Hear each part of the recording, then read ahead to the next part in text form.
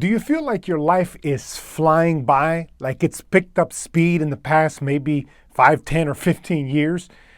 Do you find yourself reminiscing about the good old days? Well, I have something to share with you today that will change your perspective and how you are experiencing your life. I don't know about you, but I certainly have felt this as I've gotten older.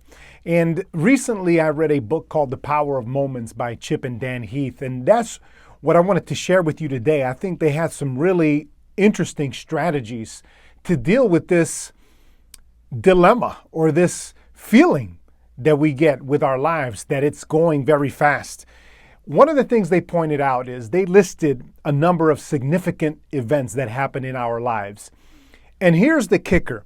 They said 6 out of the 10 of these most important events all happen during a relatively short period of time, roughly from the ages of 15 to around 30, 31.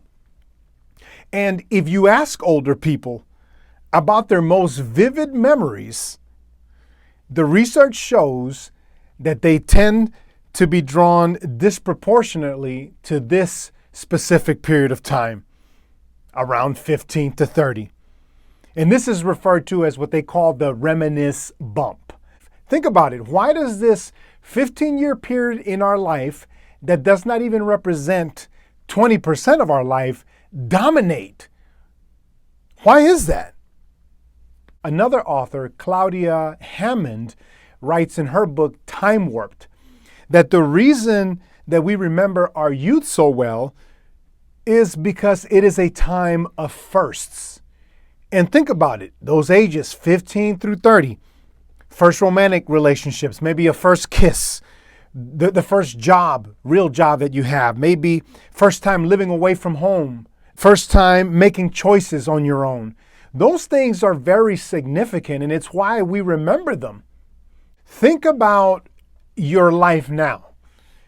When you get past those years of 15 through 30, more than likely some routines start taking over. Maybe you own a home, or you have a regular place where you live, maybe a relationship, kids. A lot of things become somewhat habitual. And there's no longer this surprise or this novelty that creates new memories for us. Novelty has shown in studies to alter our perception of time. What the authors write is that it stretches time. They actually say surprise. So novelty, surprise, stretches time. So how do we deal with this reminisce hump? Well, Chip and Dan Heath in their book indicate that the answer is novelty. Yeah, novelty.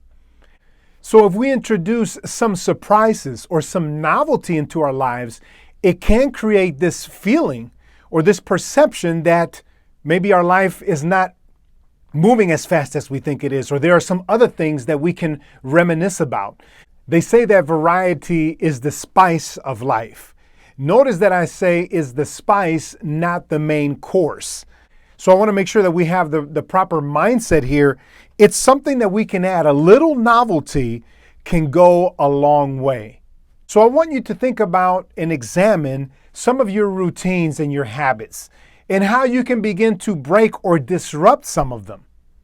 And this is not something that you have to do all the time. It can start with something very little. Maybe one day take a different way home, or another day take off of work early and do something totally different. Or even simpler, on a Saturday. What do you typically do on a Saturday or on a weekend or on a weeknight? Brainstorm some ideas and try something different and just see what happens. What you will be doing is creating new memories and creating that effect that there's more going on in your life, and you won't have to always go back to the good old days to feel good about yourself, because you'll be creating new memories. Something that I thought was good that they wrote in the book is that we feel most comfortable when things are certain, but we feel most alive when they are not.